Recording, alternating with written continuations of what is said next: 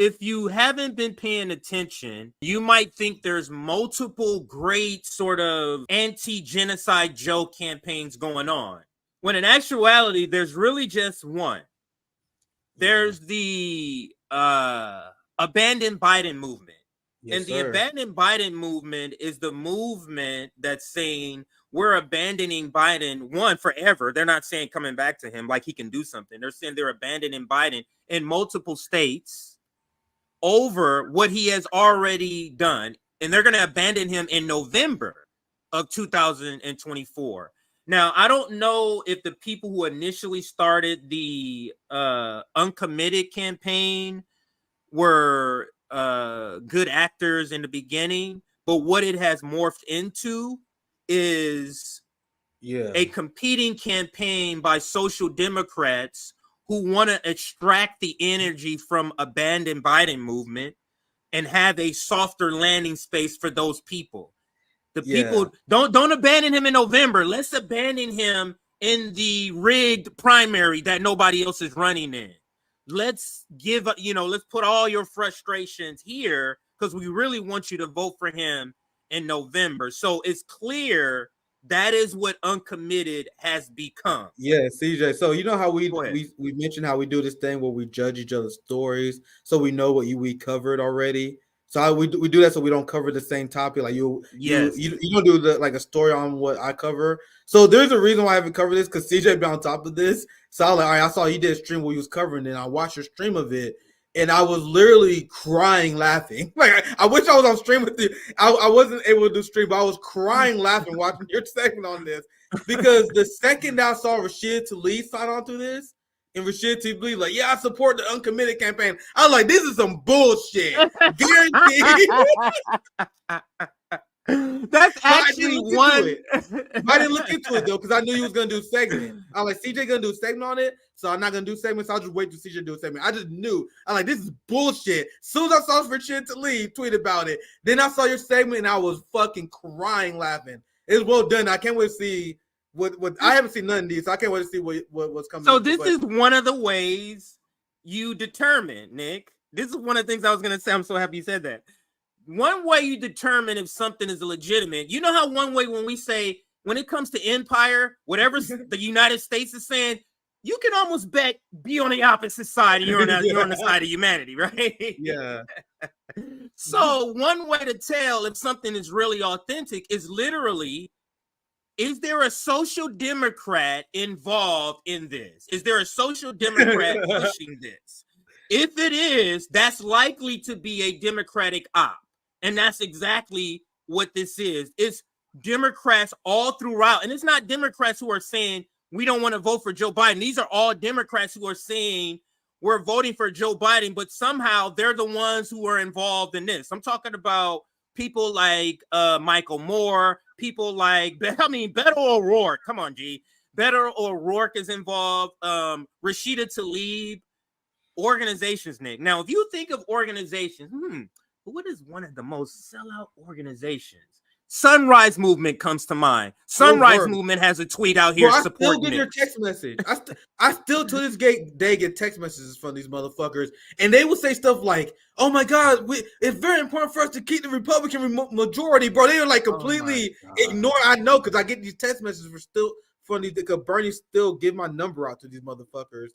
They still, you got to know abortion rights is on the line. We got to rally to defeat Republicans. They were doing this in the year 2024. Sorry, CJ. I just had to emphasize how much I hate those motherfuckers.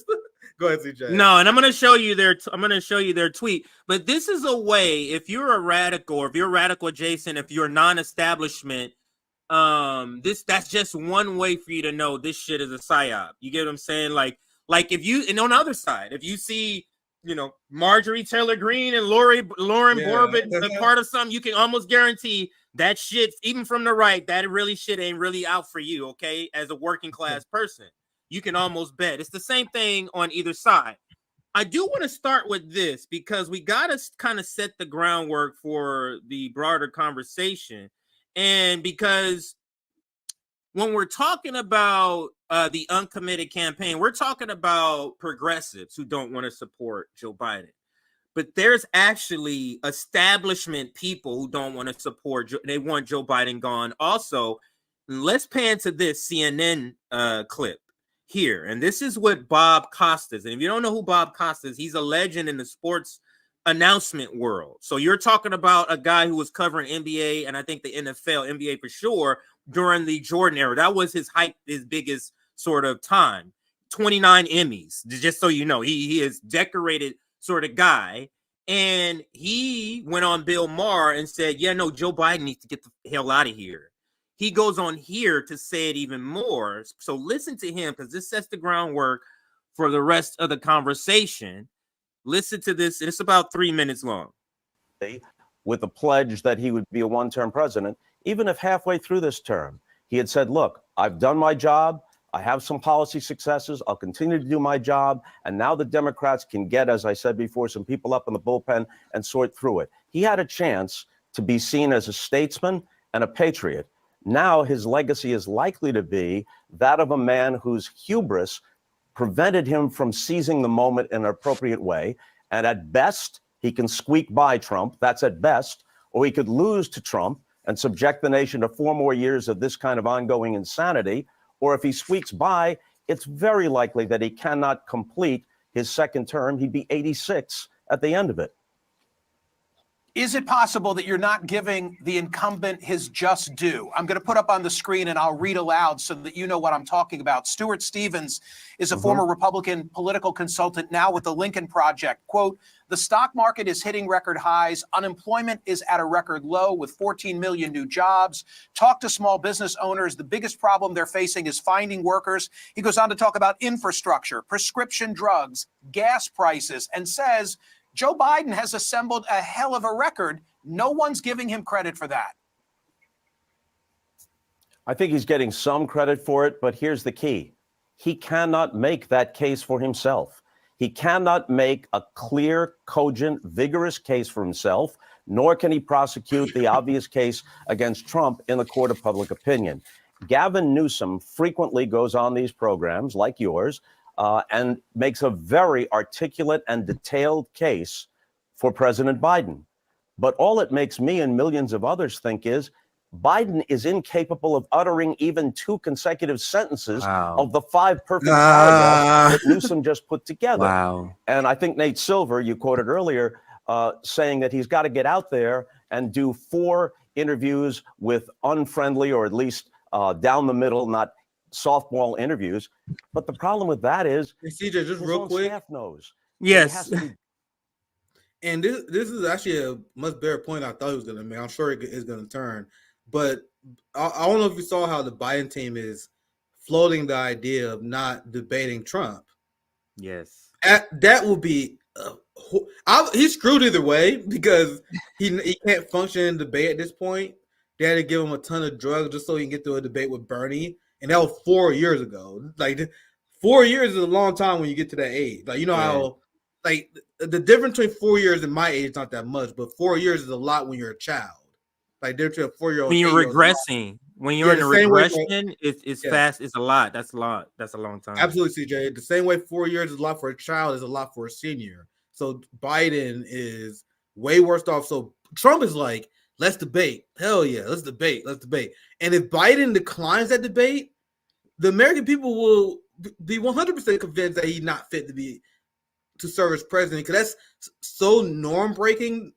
Not debating in primaries is one thing, but they'll be the first time ever that you have a president not debate the person challenging them. That will make news, and then even more Americans will be sure that he's not fit and they're trying to hide him. And that's why Biden's screwed, because he's in a lose-lose situation, because he either does that or he debates Trump and really exposes himself. So it's a tough situation to be in, but let's continue. Yeah, and we're just caught. The American people is caught in just insane sort of nonsense, Nick, that we literally have a physically, cognitively deteriorating president in front of our eyes that they're telling us is our best option because of Trump.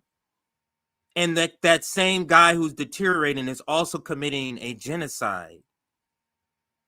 What is this? Like, I'm just having a moment right here live on the stream. Like, this shit feels so fucking ridiculous. Like, what are we fucking participating in as a people? Like, the people who vote blue and red, let me just talk to you for 30 seconds. Like, what the fuck, like, are we doing here? That this is our option and we're just going along with this being our options. Like, do we literally think that Trump is going to do something for us, or Joe Biden in the condition that he's in? Like, this is just, I don't get how, Nick, what I don't get, Nick, and this is my last point, and then we'll get back to the video. I don't get how you can be rah, red or blue for this shit. That's what I don't get. In 2024. Yeah, in 2024, like, what is that? What, you're a duopolis. Just bizarre. But anyway, let's let him finish talking. It's bizarre. Bubble wrapped that he can't do a Super Bowl interview. It's sad to say. Biden is obviously, on balance, a decent man. He's served his country. And no matter what, sane people will vote for him over Trump. But it's a hell of a risk to send this guy out there. Trump is a monster. You shouldn't send this guy out there at this point in his life to try and slay the dragon. Just real quick. I know the reaction that. Super real quick point. You guys see how they say Trump is a monster? Ahead. Trump is a monster. You want to know who's a monster? How about the guy who's committing a fucking genocide right now? Like, this is why their lesser two evil shit is done, CJ. Are they really going to make the argument that Donald Trump is uniquely a monster compared to the guy who lied about the fact that Al-Shifa Hospital was a Hamas headquarters? That Trump is a monster over the guy who said he lied and said he saw 40 beheaded babies. You guys remember that? It's one of the most disgusting things people don't talk about. Like, in the entirety of presidents in my lifetime, if I had to rank one of the worst things people have done, top 5 at least is President Biden lying to the press and legitimizing the lie that Hamas beheaded 40 babies. He said that to justify the genocide of the Palestinian people. Are you going to call Biden a monster? That's why we to us, this election is going to be hilarious. I saw someone who has RBN derangement syndrome that said Nick is going to be in shambles if Biden wins. No, if Biden wins, I'm going to laugh at Trump. I saw that comment. I'm like, I'm gonna laugh at Trump like I did last year. Because to us, it's not someone slaying a monster like Bob Costas put it. It's two monsters fighting. It's like I'm in a fucking Roman arena fighting, watching monsters fight. It's hilarious to me. But let's continue. It is absurd to pretend that Biden is not a monster versus Trump, and that shit doesn't work anymore. Let's continue. You will receive. I'm sure that you've already received from. In a way with candor, expressing yourself. Mm-hmm. You obviously believe that it's something you have to do, right? I mean, speak to the reaction that you've heard and your willingness to endure the criticism and say these things. So he's part of the establishment. And so he's basically asking, listen, you're part of this same establishment here. So we know that you're getting some incoming. Describe what you're getting, Bob Costa. And this is his reaction to that. You know, look, most of my career has been in sports. I think fair-minded people who are familiar with it know, however, that I'm reasonably conversant with other topics. But as I said at the top with Bill Maher, this is Emperor's New Clothes stuff. If people aren't familiar with the fairy tale, the emperor was naked. No one wanted to say it. A little child was able to say it. This is common sense stuff. And as a concerned citizen, I feel as if I was on Bill Maher. I didn't know for sure what he'd ask. He asked me the question. I told him what I've been thinking about for years. I think that resonates with many people. Of course, there are people who say, and this is the card they've been playing for a long time, yeah, we kind of know it's true, but don't say that. That will only help Donald Trump. Well, how feckless are the Democrats? If they realize that this guy could possibly lose to Trump, then get somebody else out there. You don't go into the Super Bowl with a quarterback who has a dead arm, or the 7th game of the World Series if people are more comfortable with me talking in sports terms. You don't do it. This is just so obvious. And that's the end of the part I wanted to, but go ahead if you wanted to chime in on that part. I'll bring up my next video. Just another quick point. And this is me taking my own pen out of it. This is an own goal by Democrats because for whatever reason, Biden was scared to do a primary with Marianne Williamson, like an open, hot contested primary. Now, the argument coming from people that are to my right, like the people who want to take over the Democratic Party, the people who want Joe Biden, the Democrats, to beat Trump, is that, and this is the argument that Marianne Wilson supporters were making that immediately made my skin crawl.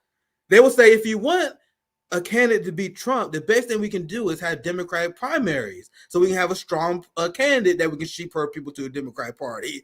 Like, as soon as I saw Marianne Wilson supporters say this shit, I'm like, oh, that's just another reason why we should never support them, right? But there's actually some sort of truth to that argument, because now Biden made his own bed, and the reason why I say that is, imagine if they was open about a primary, like they publicized and everything. And if Joe Biden won, because he would have beat that clown Marianne Williamson no matter what, then if Biden actually wins a primary without rigging it, then his media people can come out and say, how can you say you can replace Biden? He's destroyed in the primary. We already had this process. The fact that they canceled the primaries made him weaker. The fact that he canceled the primaries is the reason why they're having this discussion, because if Biden had those dominant wins, you wouldn't have this rumblings.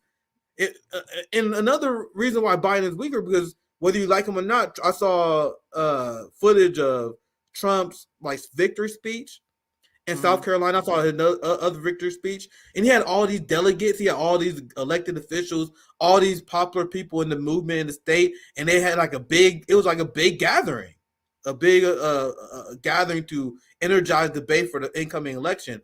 The fact that Biden and the Democrats have no primary, no meeting of the minds and Democrats like that to start organizing, means they're fucked coming into the general election. MAGA's fired up, their election team is on fire and rolling. Meanwhile, the Biden administration and their team is bumbling. He over here talking about he want cookies at the Super Bowl ad. You know what I mean? It's a recipe for hilarious disaster for the Democrats.